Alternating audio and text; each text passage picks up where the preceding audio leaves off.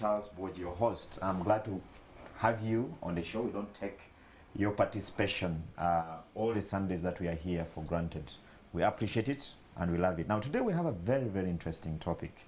Of course, it's a topic that I'm sure is quite at the heart of quite a number of us, because we all know that Uganda is an agro-based economy, because majority of Ugandans draw their livelihoods from the sector. And of course, we all know the contribution agriculture contributes, I'll repeat that word again, to the national coffers, what we earn from that sector. So today, we have an interesting guest who is into the space of agriculture, and to be specific, animal husbandry. But before I go there, I'd like to introduce Ronald on the show. Ronald, you're most welcome once again. Thank you so much. I'm excited to be here. I want to join you in welcoming our viewers. We're very honored to have you today, and we hope that we can learn something new, be reminded about something we know during this show. Very good. Now, I'll let our guest introduce herself so that we know her and where she's coming from. Good afternoon, viewers. My name's Mubiru, and I am a farmer. Our ranch is called Kisombwa Ranching Scheme, which is just 22 kilometers before you get to Mubende. I'm excited to be on this show with Charles and Ronald, to be able to share with you our experience as a rancher. Thank you. That's Mile, and we'll really be hearing a lot more from her. Very interesting story, a very interesting journey of a rancher. Like I said, we're tackling animal husbandry and ranching, to be specific. But before we go into that discussion, I'd like to give you a little video montage that's going to set the pace for our discussion, to try and understand what Mile is doing down there. So I'm going to ask my producer to give me that, so that you brought to speed on the activities of Mile, which are going to feed into our wider topic, principles and how or what we need to know about ranching. But to only those willing to put in the time and requisite investment commitment. To Mubiru, a rancher at Kisombwa Ranching Scheme, animal husbandry, and in this case ranching, is not a space where one makes it by chance. This business was started by my father in 1978. He started with about 9 animals. But what I know from the stories he kept telling us is that cows are good animals to look after. They generate income. If you need like school fees, if you need some money quickly, you get your animal and you sell it off. Part of my fees was gotten from these animals. The other thing about ranching is that beef has demand. It has demand. I don't think you'll ever go to a market and you find a butcher there without his stall of meat. So it is against that background that Mosaic thought of coming up with this business to be able to meet the demand out there. Many times starting is tough, but in the grand scheme of things, sustaining a business, and more so one of ranching, is actual heavy lifting. Here, adherence to key principles has been crucial in getting this ranch where it is today. We have been recording. The farm manager does his dipping. He takes records when he's at the farm. But in each kraal, they have a book. And that book has numbers, the numbers of the maybe 80 animals that belong to that kraal. So in that book at that kraal, in the evening, those animals will be counted using a register of some sort. In the morning when they are going out to the field, they will also use the same record. However, we are slowly but surely moving this information to the computer.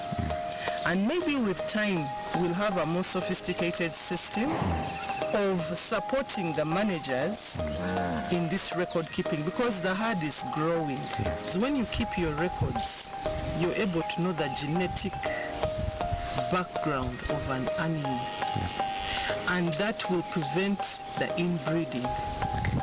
That is very, very very important. You need to know the genetic, that one is a father. That son, that's the father.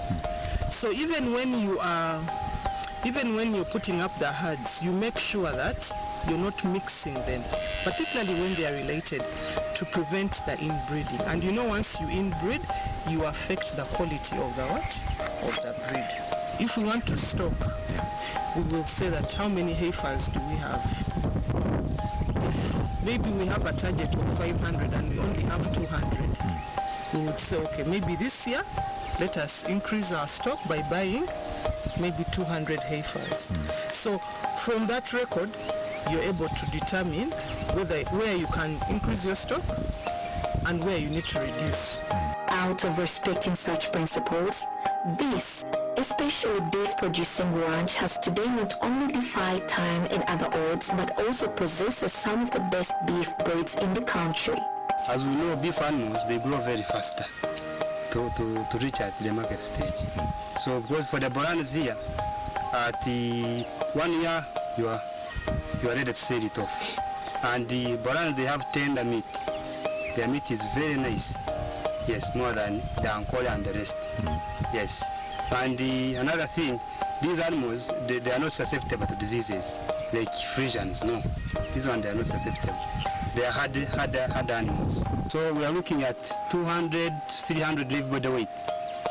Yes, in one year to 1.5 years there. In addition, the ranch has also cut its teeth in the goat space.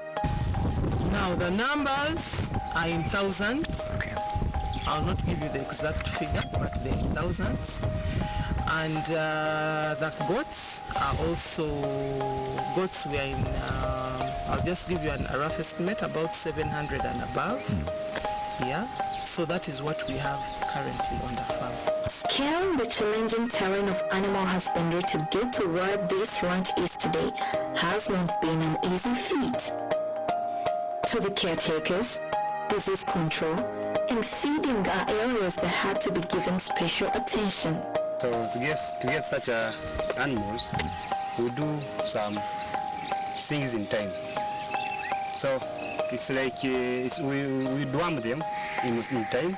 Every after 3 to 4 months, we dwarm them. We dip them weekly and the rest. And another thing, we feed them well.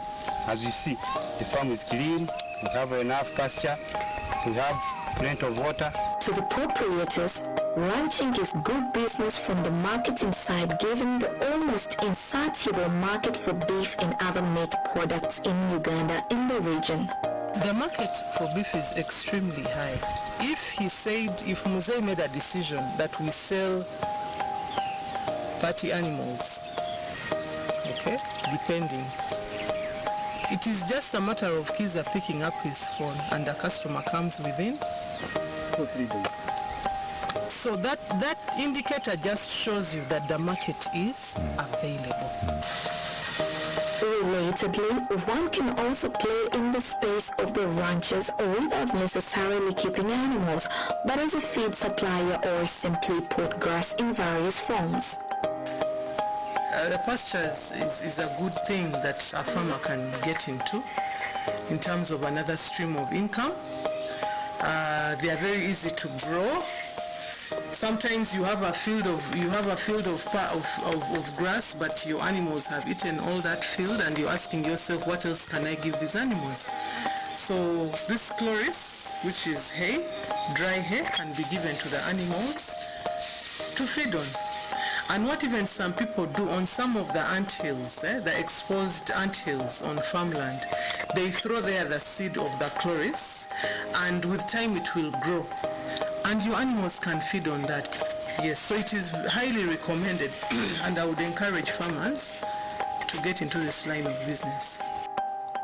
For proprietors of this ranch, there are big plans lying ahead.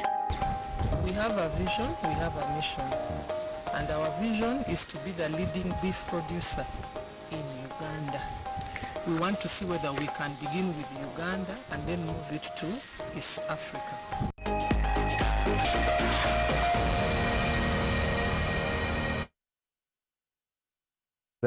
a simple digest about Mile, and I'm sure you now have an idea, a brief idea about what she does and where her operation is at the moment. Mile, for starters, what informed the decision, to go into ranching and not just, anything else? Because, I mean, you could have thought of coffee or anything else, but you said it's animals. All right, thank you, Charles.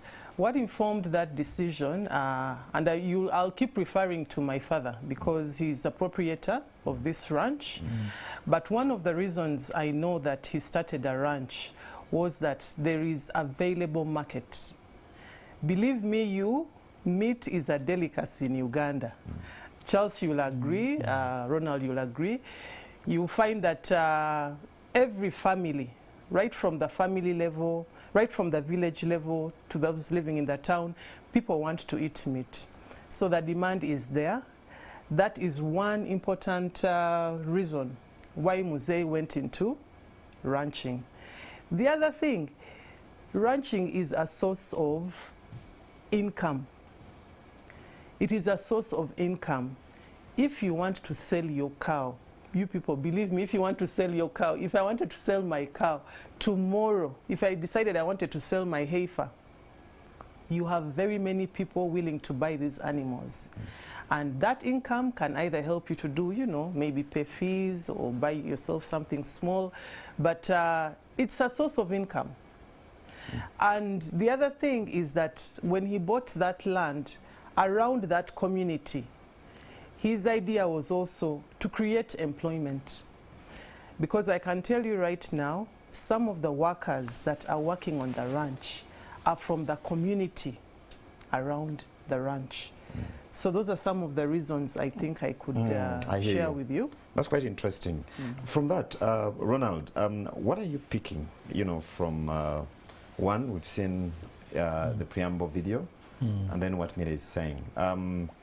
What are your key learnings that you're picking from there for the purposes of our viewers, or probably some that are joining us? Yeah, I think, Charles. I think one of the exciting things is the fact that we are seeing transition in this family business.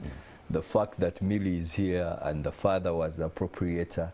It's such an exciting thing when we see native businesses do this. It's something which I think we haven't been very successful at, but I believe that the trend is changing, and it's such an exciting thing to say a farm which was started in 1978 has now transitioned, and we are seeing a kind of a handover, and we are seeing new ideas. Millie talked about the vision which they have.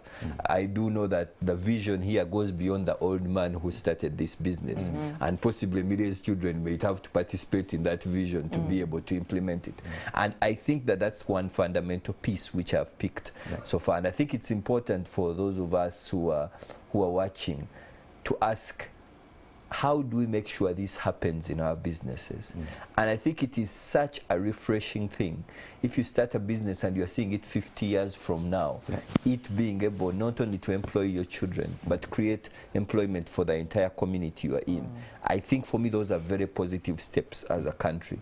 And I think that especially our local businesses need to start making that kind of the center of the discussion. To say, I'm not doing this business just to survive today, but I am doing this business. I mean, a ranch is largely on land, but you may find that accessing that land right now is impossible. If the land could have been accessed 30 years ago, but now the land has become very expensive. So the point is that I think all of us need to get, especially business owners, there has to be a kind of that transition to say, how do we run business with the future in mind, and look at those children, engage them. I think Millie is a lady, but she understands cows. That means the father involved her in the business in the business. And I think that's quite interesting. In fact, I want to come back to you, Millie, on that, because I imagine that before you made a decision and say, I'm going to do this, you were doing something, because I'm sure your parents educated you, took you to school, you got a job. I mean, just give us a bit of that background. And at what point did you say, or what inspired you to say, let me follow Mosaic? You know, was it inspiration from Mosaic, or motivation, or push, or persuasion, or it came out of, you know, the bottom of your heart, like they say? Okay, thank you very much, Charles. Well, I can, there are a number of times I would move with Mosaic when I was in secondary school. There were not many, but I would accompany him and I would go. But you know, you're just going to the farm looking at animals. At that time, the interest is not there. But what for me got me interested is I needed to buy a small car, you know, to move us around.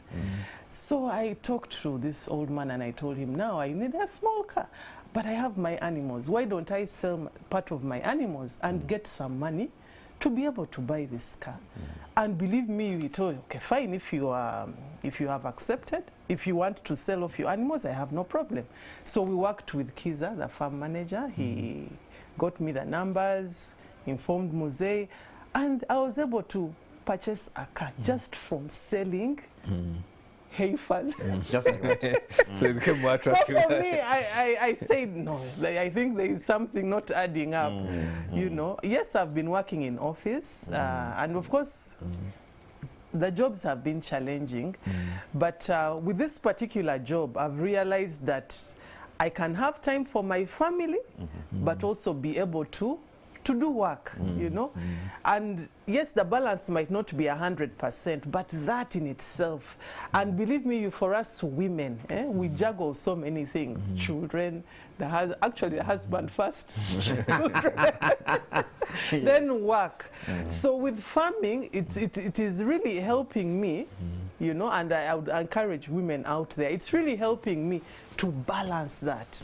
Because I know people in the offices, corporate ladies, are also suffering. They have their challenges. You have a home, the boss needs his deadlines, then the children.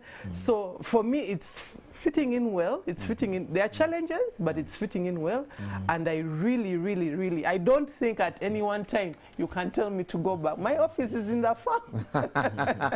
That's a good one. I love that. Yes. Now, I know, again, still with you, Millie.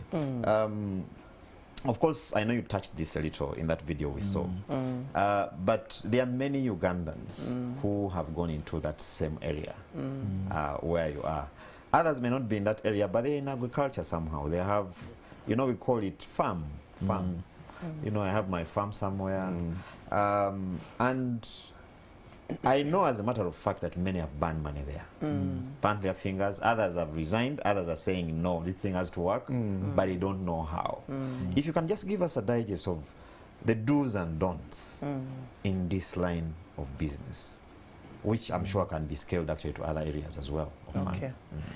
I want to inspire the community out there.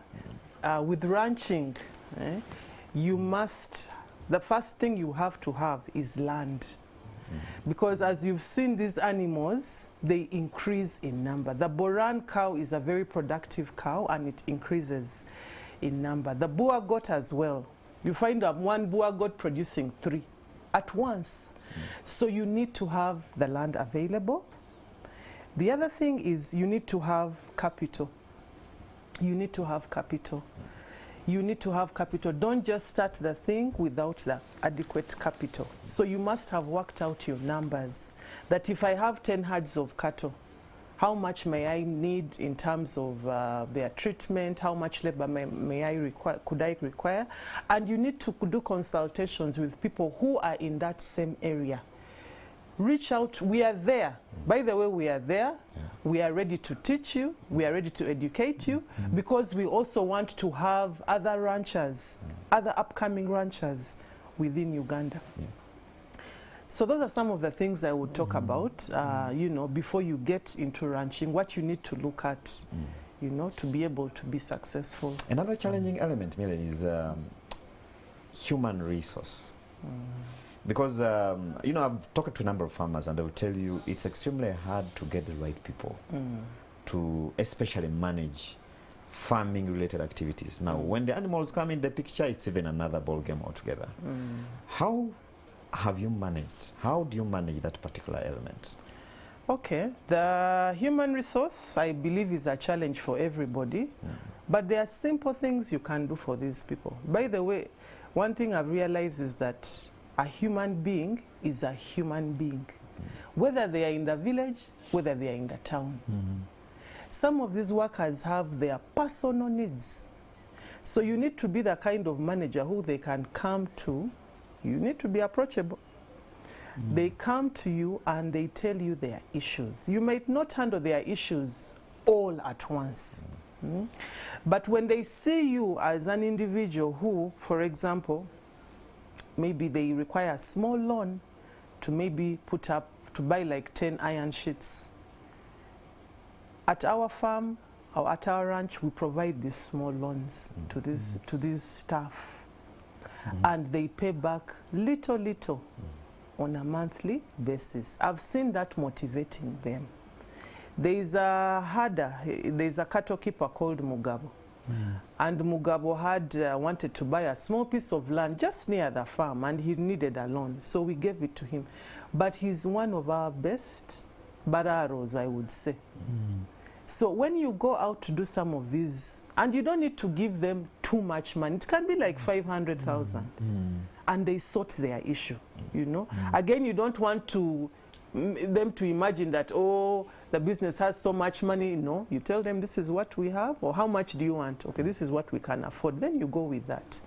Then they keep paying back. So giving those small loans. The other thing is listening to them. By the way, they are educated, not educated, but they are knowledgeable about that. Yes, they are knowledgeable in their area. Mugabo, for example, is quite knowledgeable, and Kiza has told me that a couple of times. Kiza may be away on the farm, maybe for a personal reason, but he will leave Mugabo there, and Mugabo can help the cow to deliver. Now you see that in itself, yes, Kiza has trained, but even the Muraro himself will tell you, this cow is not feeling well. Kiza is the technical guy at the farm. Yes, this cow is not feeling well. Maybe we need to do this. So they are knowledgeable because they've been in that space for quite some time. So tap into their knowledge, because sometimes we come with all our ideas. I've read it from Google, I've read it from this book, but tap into their simple knowledge that they have. It makes them feel great. Believe me, it makes them feel great. That's what I could talk about for now. Yes, but also these workers should be paid on time. Remember, they are the people who are keeping you running your business on a daily basis. So yes, you may be struggling, particularly in this COVID period, but please try to pay them on time. If you're not able to pay them on time, communicate, you know. The other thing we're also doing for them is that we pay NSSF. Those for the permanent workers, we are paying a 10% contribution by the employer, then 5%. So they get that. You know, and those small things, you know, keep motivating them, to keep at the farm. We've had workers there who have worked. Kiza has worked for 10 years. Michael is another one who has worked now, I think, for about 5 to 7 years. Mugabo is there. So you can see there are workers who have stayed, and there are reasons why they are staying. And I think some of the reasons why they are staying are the ones that I have mentioned. I have mentioned. Also involve them in decision making. Sometimes as the proprietors, entrepreneurs, we want to come and make all the decisions, but come down to them and tell them, by the way, there is this project. Maybe I want to, I was thinking that we want to restock the goat department, for example. What do you think, how many numbers do you think we can stock? Then the guy will get out the number of his mothering herd and inform you. You see that? But most times we come, we say, okay, now I want to stock, but involve them. When you involve them in that decision making, it also motivates them. Thank you, Mile. Yes. Ronald, quite something there, Yes. because you rarely find a farming operation And the word that's NSSF in the That's same right. sentence. Exactly. But, well, your quick takeaways from that. Yeah, I think thanks, Millie, for sharing. I guess I was here reflecting that every time you mention farm and NSSF in the same sentence, so I say one of those words shouldn't be in the sentence. But the point I think Millie is making, which I think is powerful, is the fact that the human resource, the members of staff, actually for them this is a job like any other. And it is important that we look at it from that perspective, that this is someone who has a specific qualification. I mean, the gentleman he has talked about who can deliver a cow. He may not have a certificate to show, but if he has delivered cows before, that's the reason why he's on that farm. Yes. Because he can save you a lot of money, and he can make you a lot of money because of that skill. So I think it's important that we appreciate that this is a business operation. I think to what you mentioned earlier, we cannot have a casual approach to running our agri-business enterprise. It can't be casual. It has to be taken with the seriousness that it deserves. One of the shows of seriousness here is formalizing the employment of, that means someone has a contract. If you are paying NSF, that means someone has a contract. Now, there are very many of us who you say, do you have a contract with? Say, no, I give him when I give him. Another thing which Mary mentioned, which is, I think, absolutely important, is to pay on time. I mean, don't forget that me, if I'm an employee, I also make promises. I promise my wife that, don't worry, by the weekend, we will have the money and I will buy something.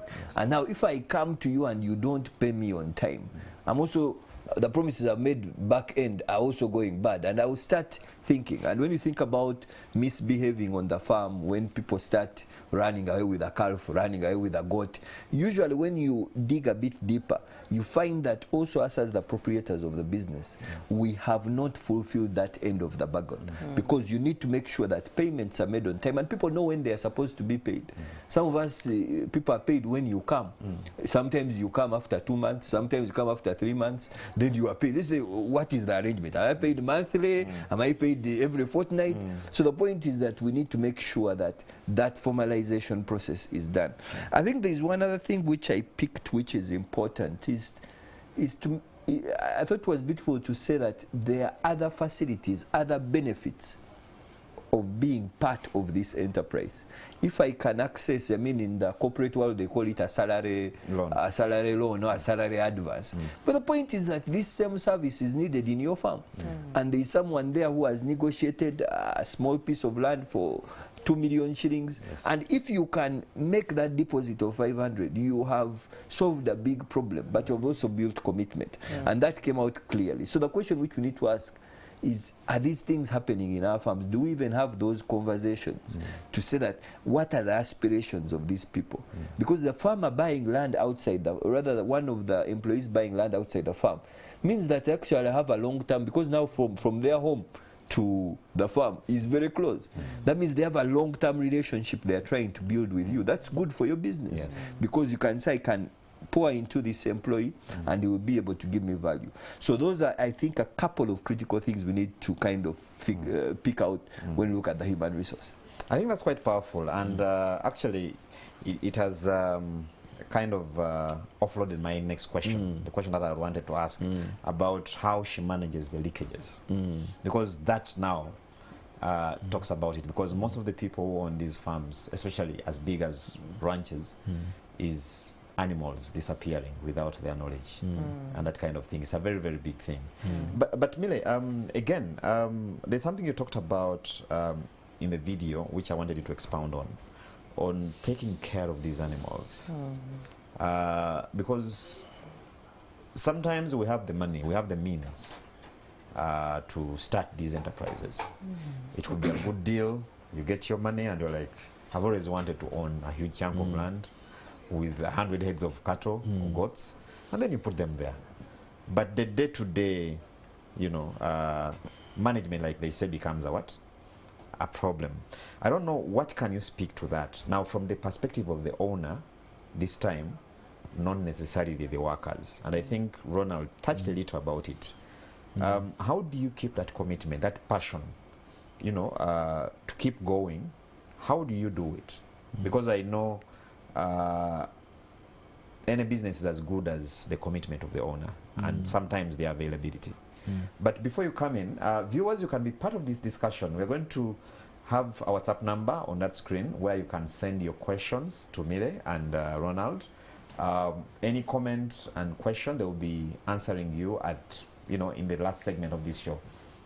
Over to you. All right, thank you, Charles. Now, for me, I'm just going to speak from my experience.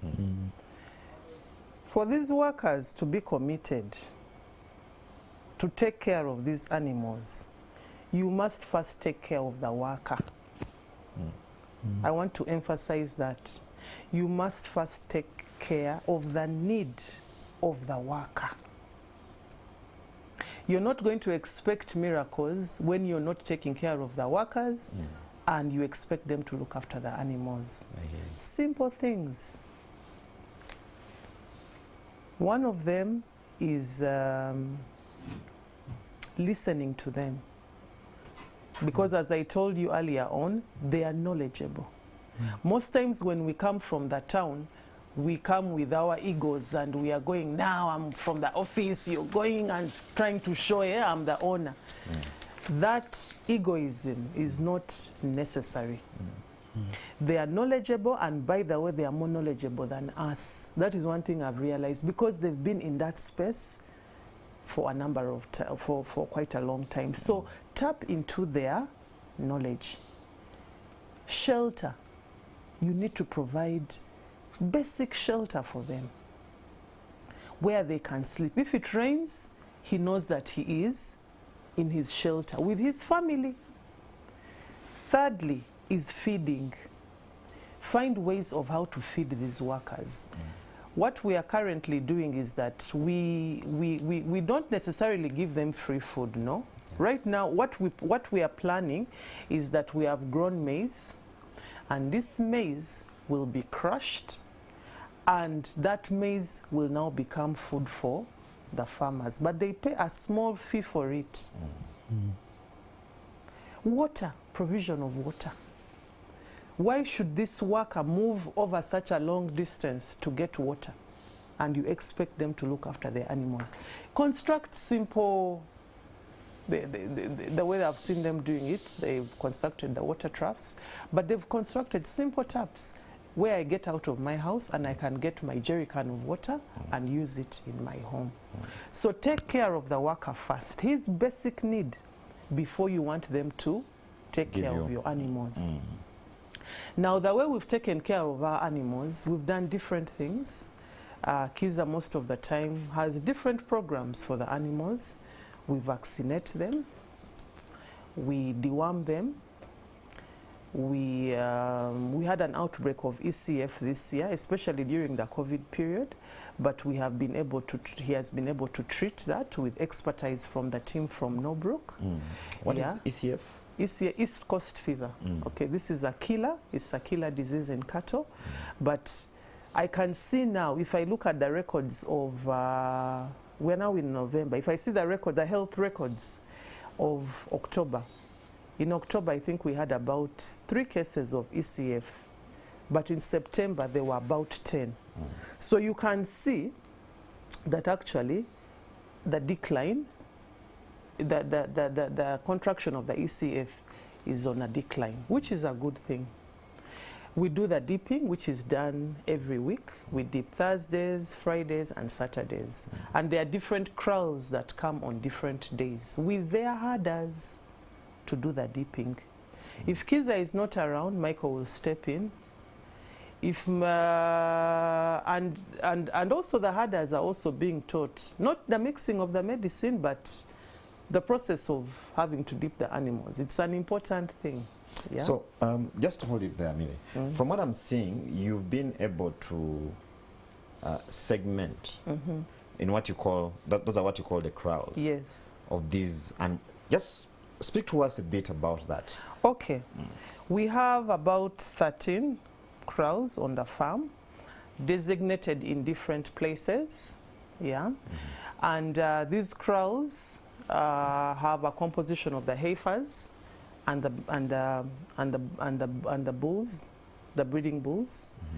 Yeah, but what normally happens is that in these kraals, you can have like maybe 100 animals, depending, or you can have like 80 animals. But this is one way we've structured it to help in management of the herd, because the herd is big.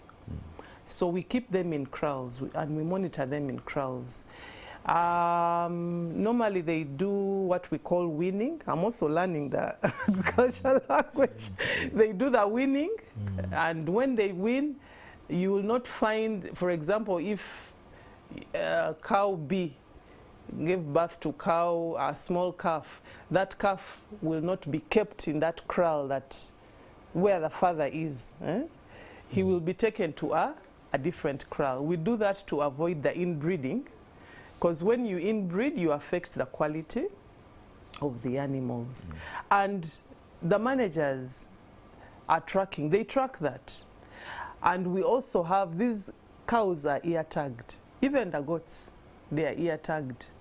So you'll be able to know that this mother gave birth to this offspring, or this father gave birth to that offspring. So that is how we've been able to, you know, keep our, to manage our herd. Yeah. That's a good one. But this has to, with time, we'll have to get more sophisticated because the numbers are growing. Yeah, we might have to get a system to be able to help us in tracking accurately. I hear you. Yeah. Ronald, what can we pick from there? Because that's a system in its own, you know, the division of the entire ranch into these crowds for a purpose. Yeah, I think one of the key messages which is coming out, which is critical for any business owner, is something which we speak about quite a bit at Enterprise Uganda, which is making sure you keep and use the records. I think you heard Millie say that I know that we had 3 cows which were sick. Sorry, Ronald, I'll cut you short a bit. Viewers, we're going again to flash that number on the screen. Please send us your questions and comments on that number. Use WhatsApp, don't call, so that we're able to get Ronald and Millie respond in the last segment of this show. Yes, you can go on, please. All right, great. So we had Millie say 3 cows were sick in October, 10 cows were sick in September. That means that she knows. Now, that shows 2 things. The first thing it shows is that the records were taken.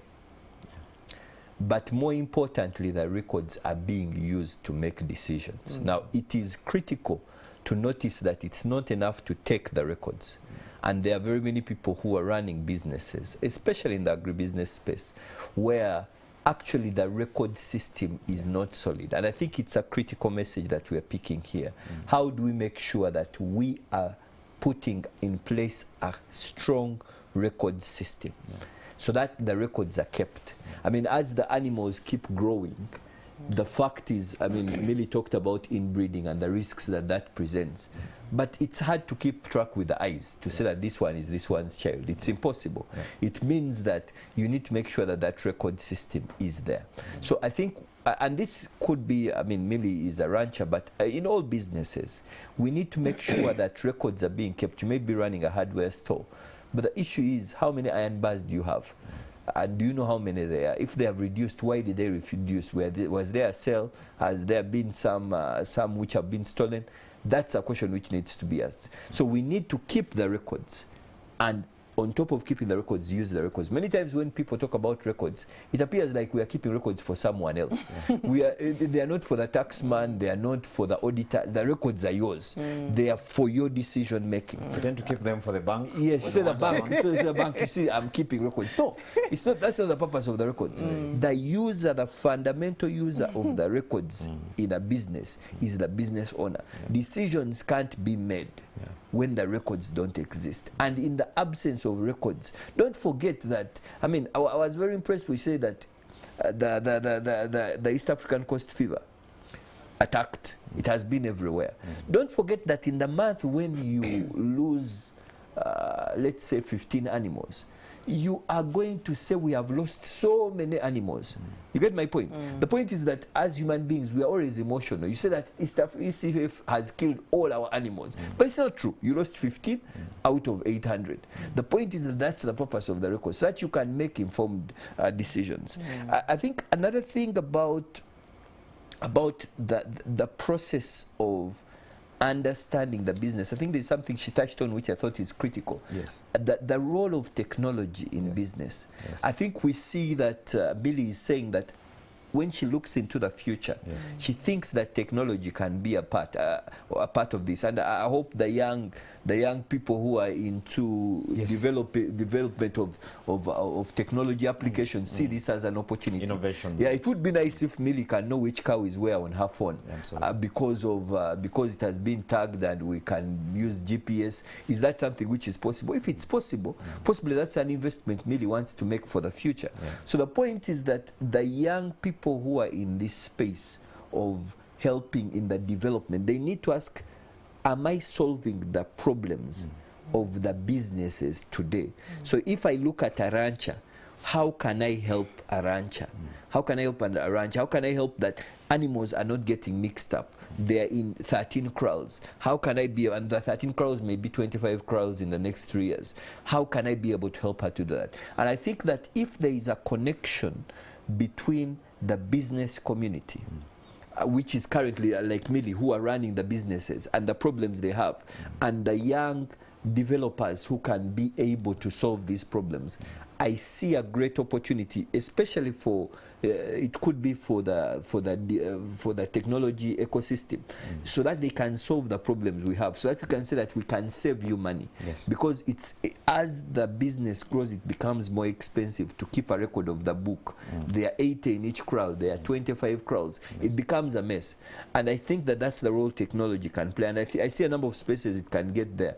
So it would be a very interesting thing to see how can we be able to solve the problems of the business people who have already invested deeply in these businesses, but technology can be able to push them forward. Thank you, Ronald. Viewers, we're going to take a very short commercial break. When we come back, we're going to look at, of course, you've already seen, Millie has a lot of confidence in the kind of stuff she has at the farm. That's quite a plus, by the way. Yes. Because I know a number of people who are into farming, you might find that they're the only wise men at the farm, actually. And that has its costs, and I think many would attest to that. So we'll be speaking to that and more after this very short commercial break.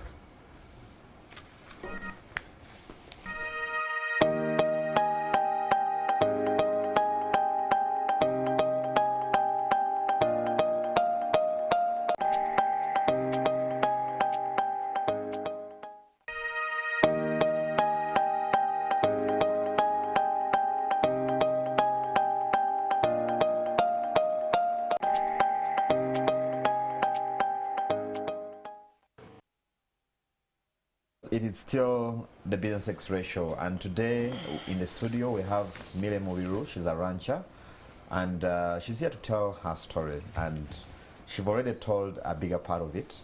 We now know what it takes to get into this particular space, and of course we can pick lessons, even some of us who could be doing other forms of agriculture or businesses, because some of these principles actually cut across. And before we went for the break, of course, we had already, heard from Millie and seen how she's been able to motivate her workers to actually deliver the kind of output she wants. Of course, it's always work in progress because she has aspirations that are higher than where she is at the moment. But I think there are key lessons that have come out of that, Ronald. And one of the things that caught my attention is the fact that, like I said before we went for the break, most of the time you find that the proprietor, is the one who knows everything. And most of his workers really are waiting. They can't even make certain decisions. And that in a way has, a way it impacts us and that kind of thing. I don't know whether you can speak specifically to that, empowering workers in our businesses before Millie comes in. Yeah, I think one of the that's such a powerful message, partly because the only way your business can fully enjoy the growth can fully enjoy the profitability that comes is if your people are working at optimal. If your people are working at 100%, chances are that your business will grow. And we need to remember that people don't come to your workplace simply because they want to get pay. They come there because they have passions, they have aspirations. So if I'm a herdsman, I'm not at your farm simply because I want you to pay me that amount at the end of every month. It's partly because I also love animals. I also love the business I do. I'm there to make sure that I subject my skill to an enterprise that can be able to grow. And I think, as Millie rightly put it, knowing that this employee is there to serve and you giving him an environment where they can be able to do that allows you to be able to benefit most as the entrepreneur. So the entrepreneur needs to ask themselves, have I got 100% out of this team? The truth is that if you come to your workplace and you are the kind of boss who is a know-it-all, you are the kind of person who doesn't respect the ideas which have been given to you by your team, you are the kind of person who at times even goes as far as insulting your team, the team will walk away.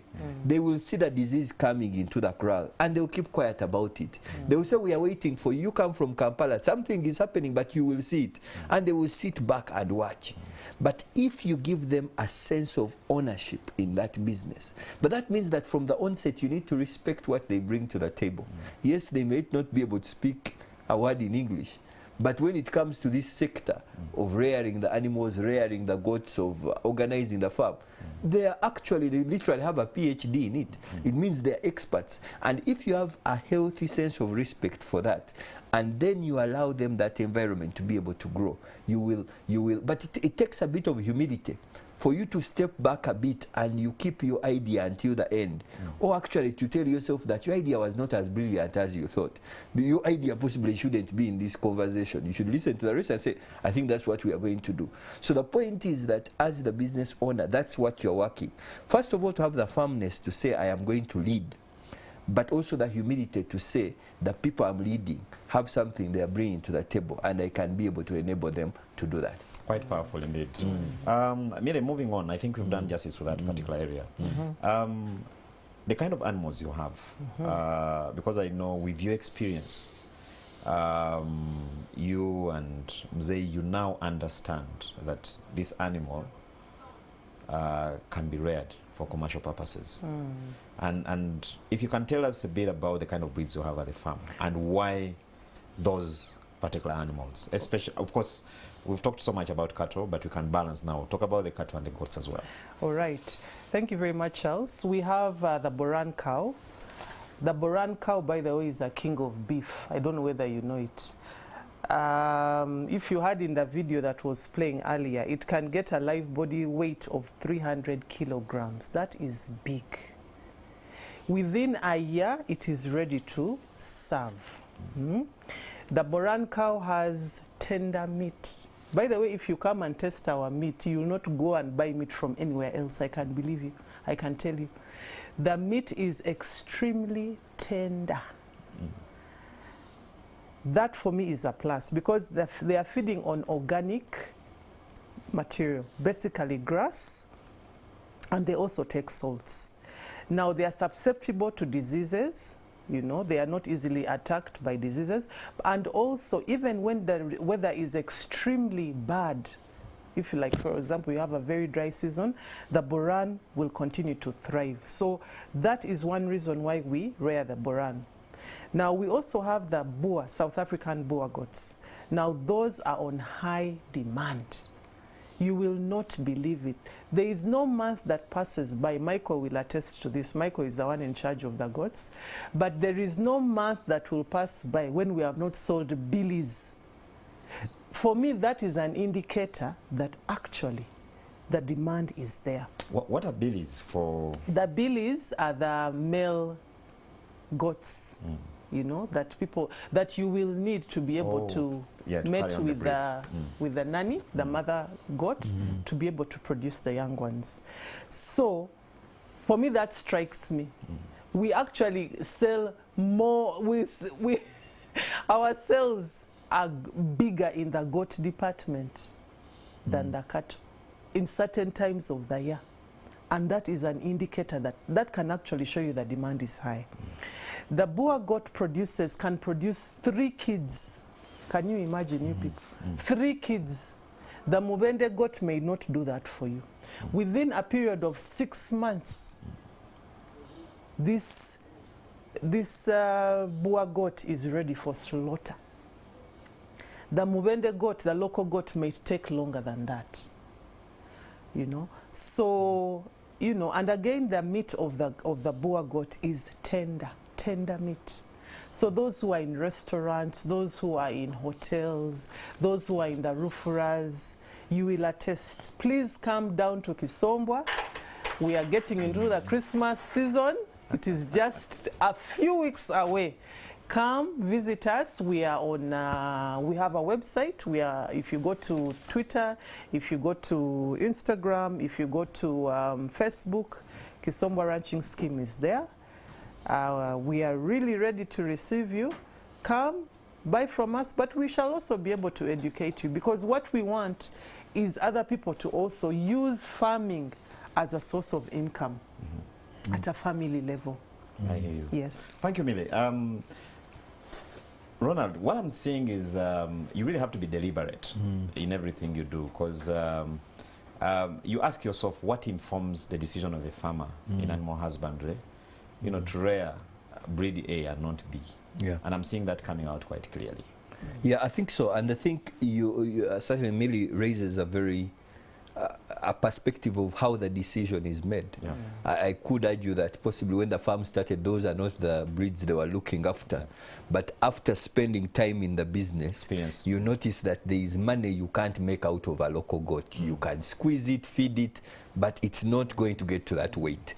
It's not going to grow in that period of time. And I think, as you have rightly put it, the decision making when we are running, I usually call it farming as a business. Yes. The decision making should be informed by a process of saying what exactly is possible. Yeah. What exactly is possible. So you need to ask yourself, what expense am I going to incur on this, raising this goat, raising this Boran bull?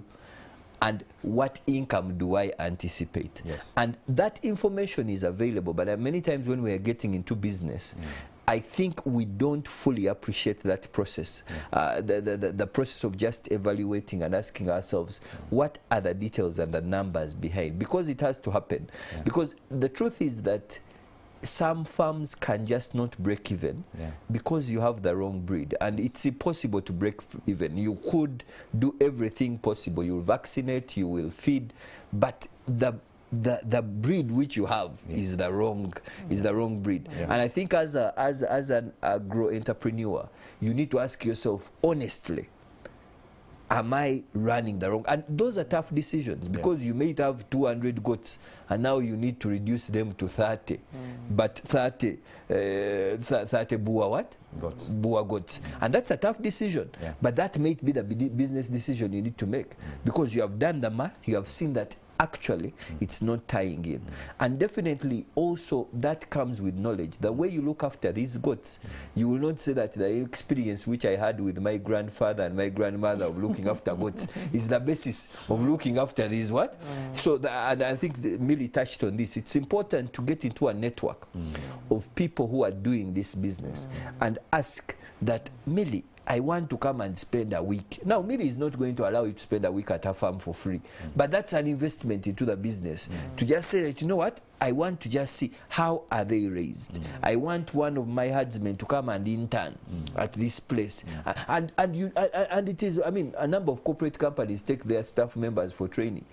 Even you as a farmer, you need to say that I have taken you, and you give him even per diem. You say that you go, you have gone to this farm for the next 3 weeks. We want to understand how this goat can be raised. Now, if you don't do that process and you just say, I have heard about these Boran cows, they are very good, and you bring them, yours, you bring them and they die in 2 days because you don't understand them. The point is that you need to ask yourself, if I'm making this strategic decision that I want to move from this breed to this breed, where do I get the right kind of knowledge? And Millie has rightly told us that there are people who know. people who have done this before, and people who are willing to do this. And there are a number of networks, even within the Ministry of Agriculture, sometimes with Extension Services. There are people who can direct you to the right place, and you say that this is a place where you can be able to find solutions. But one of the things we say in a lot of the training we do is an entrepreneur needs to seek for information. Now, it is not said in passing, you need to seek for information. That this deal can't be closed on this show.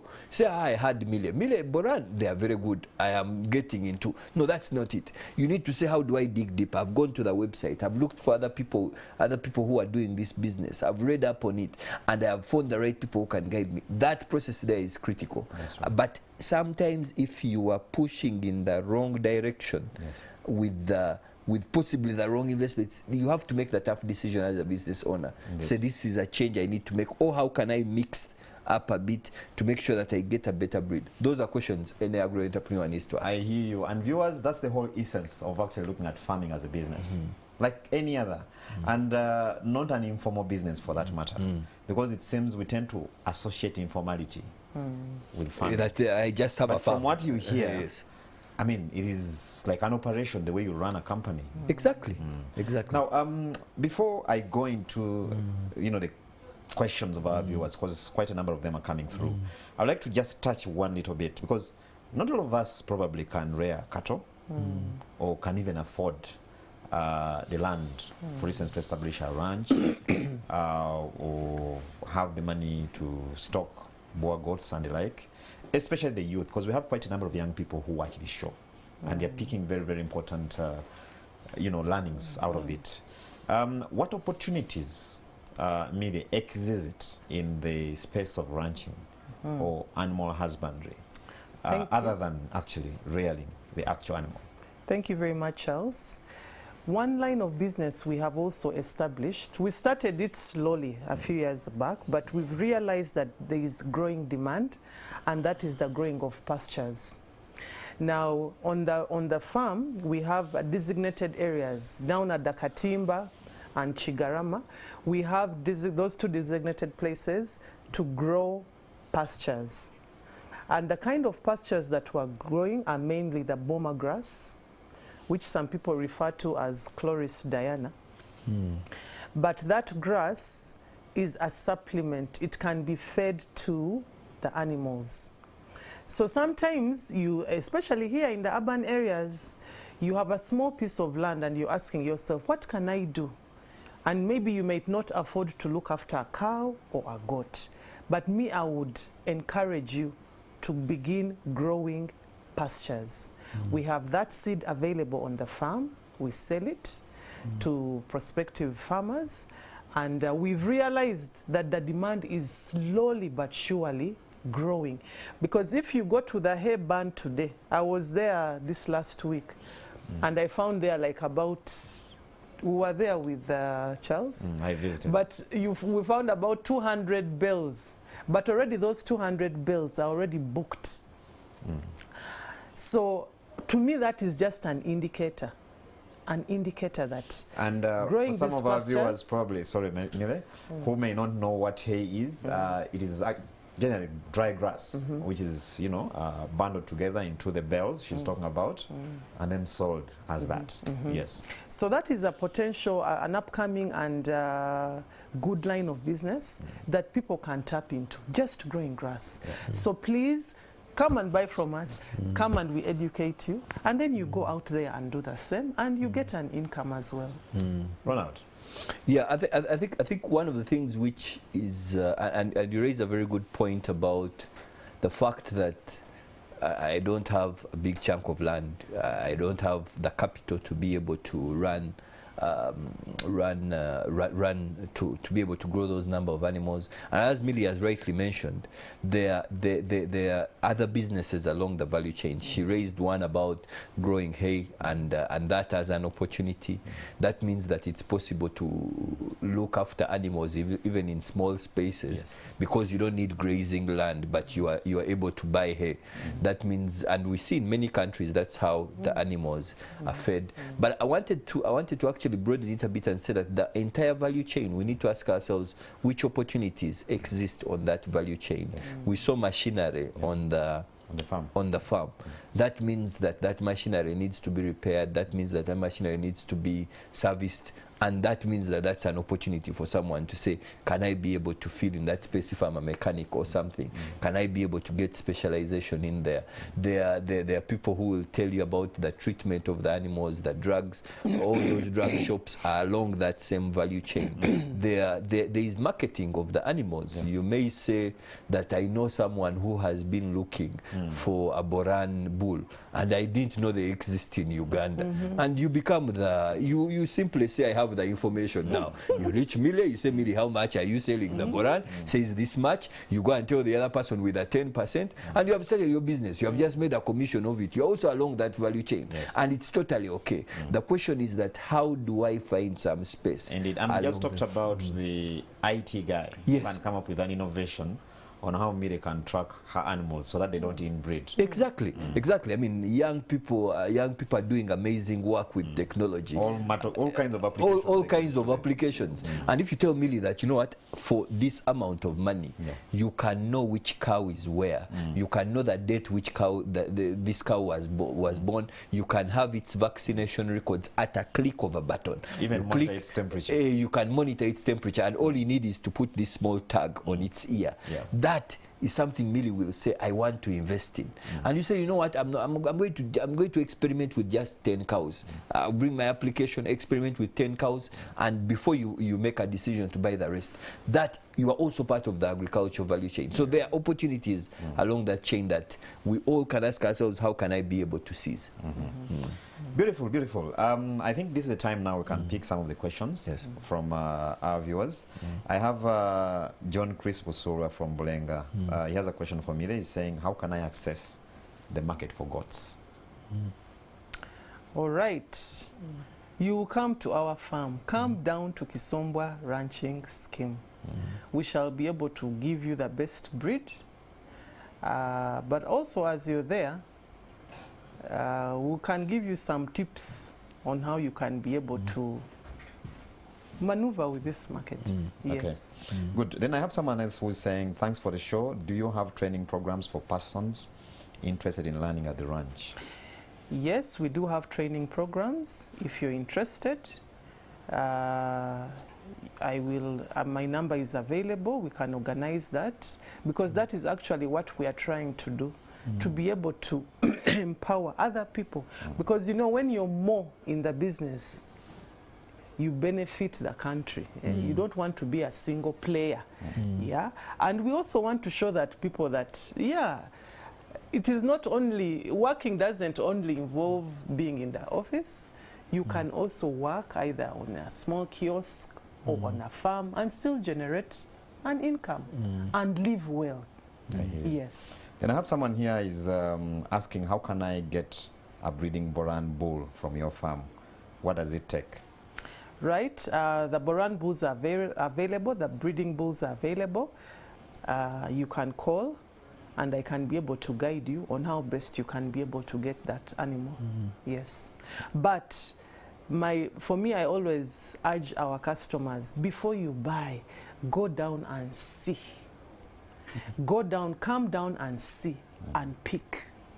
I don't want you to do this thing of just buying remotely. No, you need to go down and see. And as you're buying, we are also educating you so that as you take this animal, you know how best you're going to keep it. And by the way, one thing we also do at Kisombwa is that when you buy an animal, it doesn't stop there.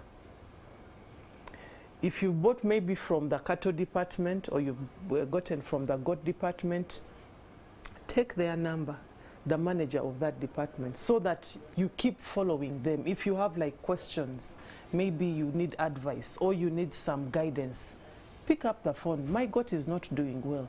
What should I do? We provide that. Okay. So that it's not about just coming and buying and you stop at that, but we try as much as possible to help them so that at one time they're able to pick up and also move on successfully. Thank you, Mille. Ronald, I think this one can come to you. Rosalind Nakiru, she's saying, how do we as Ugandans make ranching smart? Integrating technology with the livestock farming, since smart farming is now the trend. Yes. Yeah, I think that's a lovely question for Rosemary. I guess the first thing is that we need to connect these two groups of people. They are the farmers, the millies who are on the ground, right there with the cattle, right there with the goats, right there in the farms. Then there are the young people who understand technology and its capacity and its potential. We need to make sure that we create a platform where these ones can meet. My thinking is that in a lot of entrepreneurship, always a problem has to be solved. And you have to ask yourself, who has the problem? Yes. Now, the ranchers have the problem. The big farmers have the problem. Even the medium-sized farmers have the problems. Yes. And I think the technology community needs to ask ourselves, how do we penetrate that group? They are not going to find us in Kampala. They are not going to come with their problem and hand it over to us in Kampala. I believe that it is us who are the young people who are in this technology space who are going to have to cross over and say that I am going to go to Millie's farm and I am going to sit there for 3 weeks to understand the problem. Because the technology part is actually pretty straightforward. The young people can do that work. The question is, have you fully understood the problem so that you can be able to make an application which can be able to do that? So I believe that we need to have more of those journeys of the young people getting into these businesses, spending time there and to be able to solve them. And I guess also those of us in the entrepreneurial ecosystem, we need to kind of boost this conversation more, make sure that people like Millie are meeting the young people who can be able to solve their problems. And indeed, because I have quite about 10 questions here of people asking and wondering how they can access support services or extensions kind of services, education about, especially they have challenges with boer goats, raising them. And then of course I've also, I see quite a number of, and by the way, some of them are ranchers here. They also have challenges with the borans. So if you can speak again to your support programs, to farmers out there, and what they can do to actually access you. Yes. All right. So thank you very much, Charles. That is a service that we offer, and like it would be nice to get our number after this program, so that we can be able to, support you. But would urge you, I think it would be nice to come down to the farm, because some of these issues are not going to be solved when we are away from the farm. It's important for you to come, so that we can share with you how we are able to support you in whatever problem you have. Yeah. Our phones are available. If you WhatsApps are available, so we can provide those services. Yeah, the support services. And I think you can give them your number at the end of the show, so that they can easily follow up, or even the Enterprise Uganda contact, so that they can be also use that as a platform to get you. Yes. Now I have a very interesting question here from one of the viewers. It's saying, dear panelists, my uncle invested heavily in this business, provided everything for the worker at the farm, including housing and a plot of land for farming. During the stock taking, it was realized that over 40 animals were missing. What should we do? Now, Mila, you deal with these issues every day. Yes. Probably you're well placed to answer that before Ronald comes in. Thank you, Charles. By the way, ranching is not a bed of roses. Those challenges are there. Particularly when we don't have the sophisticated systems to track animals.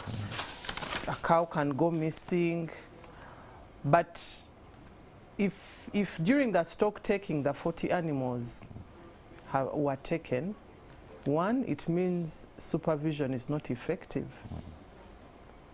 And I think as the owners of the business, you need to keep a pulse. You need to keep a pulse. Like on a monthly basis, what is the stock level? Not to wait until the end of the year. So you need to be involved. Maybe, I don't know, for this particular entrepreneur, you could have been managing the business remotely. If you're managing the business remotely, believe me, this is going to be a challenge, day in, day out. You know, but it is not the end of the world. Yes, we also do struggle with some of that, but I would urge you, you have to keep a pulse on your supervision. You have to get a system. If you want to continue, you have to get a system that will help you to track these animals electronically. That way, you will know your herd at any one time of the month. Do not rely on human nature to count these numbers. That in itself is an error. Eventually, you have to get into that. I hear you. Yeah. Ronald, something you want to add there? Yeah, I think I totally agree with Millie. I think, and it's very unfortunate what happened to our the viewer's uncle, and I think it speaks to something which has happened to many people. Hardware store owners, supermarket owners, my chicken, my eggs, I'm not getting the eggs. So I think it's not at all a question which is unique to your uncle. It is a challenge, and I think there is something which Millie has shared which is powerful here. When we talk about systems, systems are not just put in place. We need to make sure they are working. So for example, a stock take, Millie mentioned a bit earlier that they do a stock take in every kraal daily. Yes. So it means that the first day a cow goes missing, you have to know that the cow has gone missing on that day. By the time it reaches 40, possibly even 60 have what? Yes. Have disappeared. So it's important to say, am I putting the systems in operation? Now, the first thing about systems is that you need to make sure you are investing in them. It means there is someone whose job it is to make sure they are counting those cows, and there is someone whose job it is to review that the jobs which the cows which have been counted are the same number. The thing about systems is that they are pretty boring to implement. It is routine. It is count. I think one industry which does this very well is the banking industry. If the books are not balancing in the bank, we see our bank colleagues stay in the branch until very late, until the books have what? Have balanced. And they are looking for, they say, but it is just 300,000. So until they find it, we are not leaving this place. Now, it is that kind of approach which needs to be borrowed. Because the good news with cattle business is that the cows are liquid. Millie made that point. But they are not only liquid for you, they are also liquid for your employees. The employees can easily find market for them. And the neighbors. So they also see the 1 million walking around. It is real cash. So it's not only you have your 500 million moving around. And the herdsman will say, but let me just take one. Let me take one, have a market here. I will sell it and we will balance it out somehow. So the point is that it's a liquid business. Actually, if you are running cattle, you are like literally running a bank. It's hard cash. It can be converted into cash immediately.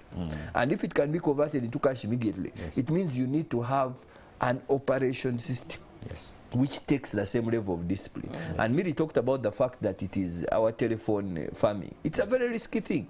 Because the point is that the farmer there has just been informed his son, they called him from the village, the son is very sick, and he looks around, he has nothing, but there is this goat moving around. So let me liquidate this goat. And he's not a bad person. He's saying, possibly I will find a way of putting it back. But the point is that those operations, that day the first one gets lost, it has to happen. And if you don't pick it up, then that means that it can become much bigger. I hear you. Now, I know quite a number of viewers, you've come through with a question on the cost. How much does Boa goat cost? If I wanted to get one from Millie's farm, others are asking me about the Boran. But I'm sure those negotiations can happen. You're going to share your contact. And some are wondering where the farm is actually located.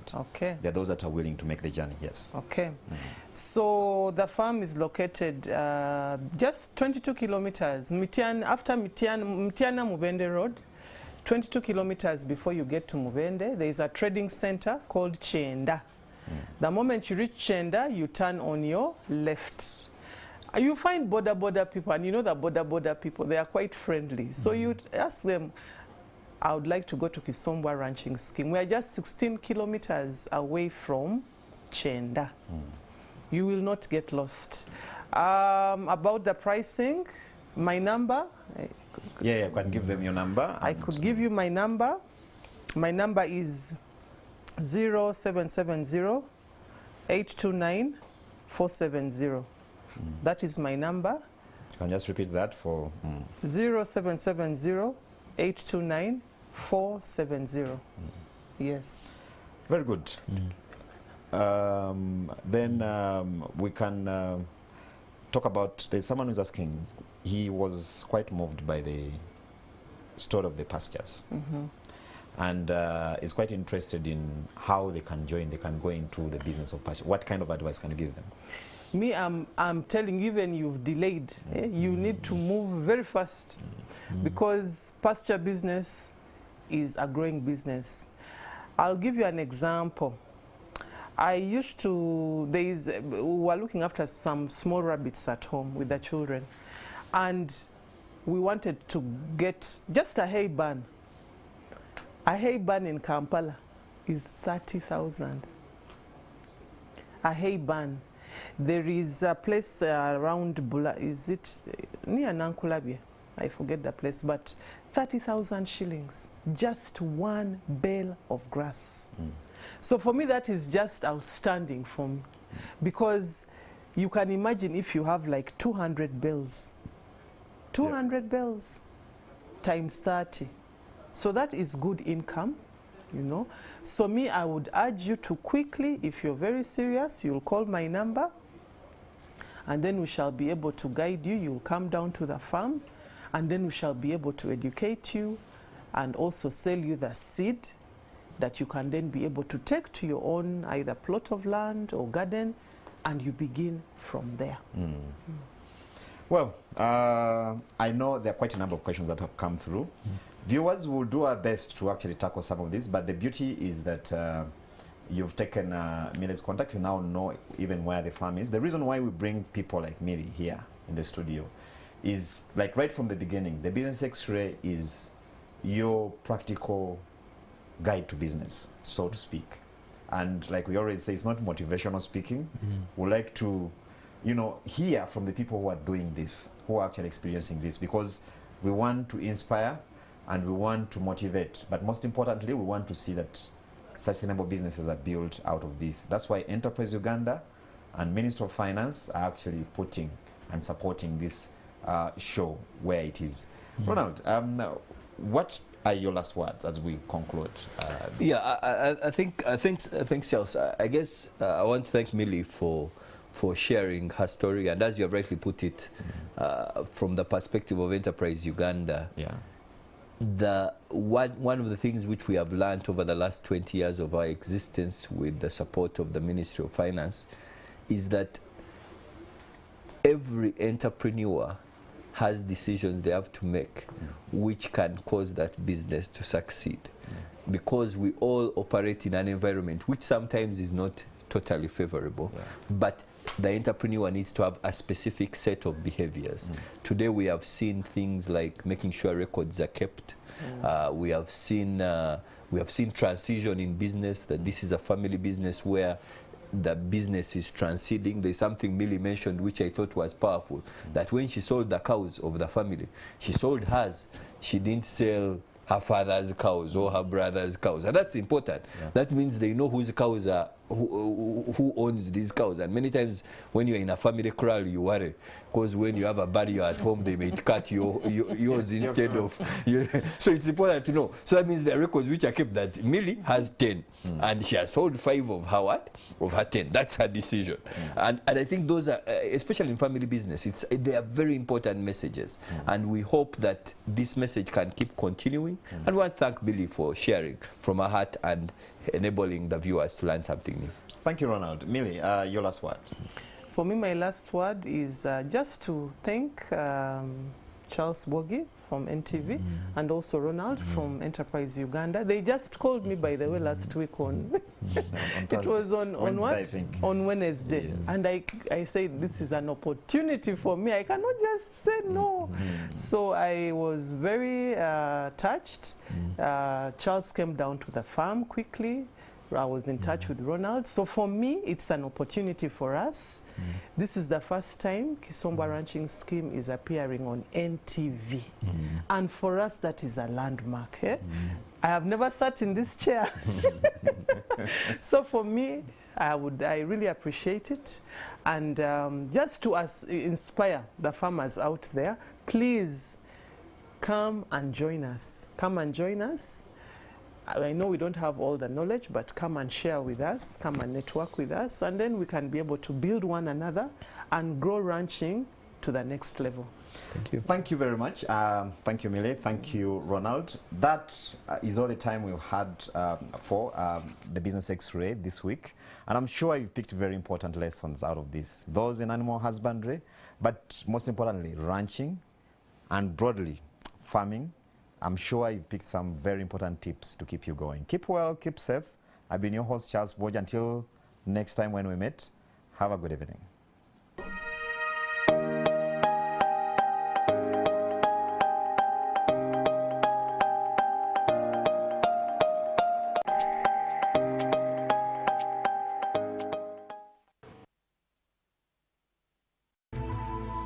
NTV, turning on your world.